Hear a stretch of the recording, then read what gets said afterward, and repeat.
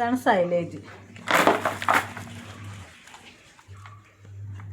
അത് ഇപ്പം ഞങ്ങൾ വാങ്ങിക്കുന്നത് വൈക്കത്ത് ഒരു ഫാമിൽ നിന്നാണ്. ആ ഫാമിൽ അവർ വേറെ തമിഴ്നാട്ടിൽ നിന്ന് അങ്ങോട്ട് ലോഡ് കൊണ്ടുവന്നിട്ട് ഇവിടെ റീറ്റെയിലായിട്ട് എല്ലാവർക്കും അവർ കൊടുക്കുന്നുണ്ട്.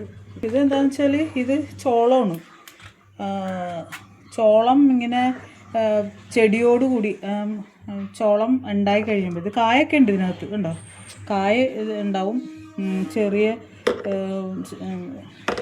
കായും പൂവും ഇലയും എല്ലാം അവർ പറിച്ചിട്ട് അങ്ങനെ തന്നെ ഇത് പിന്നെ അരച്ച് അതിൻ്റെ കൂടെ ശർക്കര ചേരാനുണ്ട്. ഇതിൻ്റെ കൂടെ ഇത് ശർക്കരയൊക്കെ കൂടെ ചേർത്തിട്ട് അവർ പിന്നെ എയർ കയറാത്ത രീതിയിൽ അങ്ങനെ എന്തോ ഫെർമെൻറ്റേഷനൊക്കെ ചെയ്തിട്ട്, ഇത് വേറെ ഇതൊന്നുമില്ല, ഇതിനകത്ത് കെമിക്കൽസോ അങ്ങനെ വേറെ ഒന്നും അവർ യൂസ് ചെയ്യുന്നില്ല.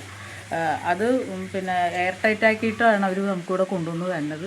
അപ്പോൾ ഇത് കേടാവുമൊന്നുമില്ല. നമ്മളത് പിന്നെ വെയിലുണ്ടായി ഡ്രൈ ആയിപ്പോവും. അതുപോലെ വെയിലും മഴയൊന്നും കൊള്ളാതെ ഏതെങ്കിലും ഒരു റൂമിനകത്ത് സൂക്ഷിച്ചാൽ മതി.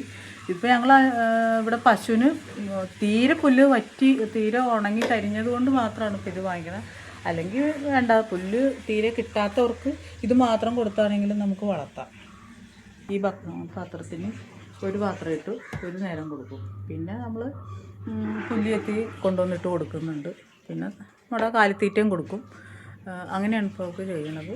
അപ്പോൾ നമ്മൾ ഇപ്പം പുല്ല് കിട്ടാത്ത ആൾക്കാർക്ക്, തീരെ പുല്ലില്ല എന്നുണ്ടെങ്കിൽ ഇത് വാങ്ങിച്ച് തന്നെയാണെങ്കിലും കൊടുക്കാം. വൈക്കോല് കിട്ടുമെങ്കിൽ വൈക്കോലും ഇത് മാത്രം കൊടുത്താൽ മതി.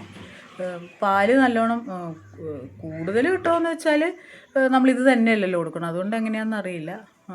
എല്ലാവരും പറയുന്നുണ്ട് ഇത് നന്നായിട്ട് പാലുണ്ടാവും എന്ന് പറയുന്നുണ്ട്. പിന്നെ ഇതിനൊരു സ്മെല്ലുണ്ട്. സ്മെല്ല് എന്താണെന്ന് വെച്ചാൽ നമ്മൾ വൈൻ്റെയൊക്കെ ഒരു സ്മെല്ല് വരും ഇതിന്. അതെന്താ, ശർക്കരയും കൂടെ ചേർത്തിട്ട് ചെയ്യണത് കൊണ്ടാണ്.